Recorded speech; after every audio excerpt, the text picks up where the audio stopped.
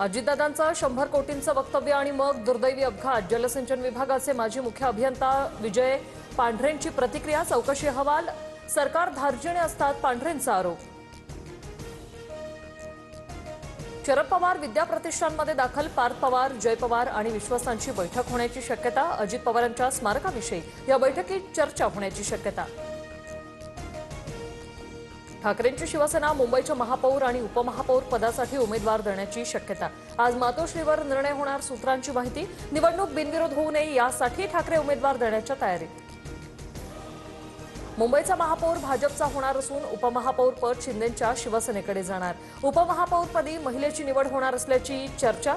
तृष्णा विश्वासराव आणि यामिनी जाधवांची नावं चर्चेत. वडेट्टीवार आणि धानोरकर गटाला प्रत्येकी 2.5 वर्ष महापौर पद मिळणार. चंद्रपूरमधील वादावर काँग्रेस हायकमांडचा मोठा निर्णय. पहिल्या 2.5 वर्षात धानोरकर गटाला महापौर पद.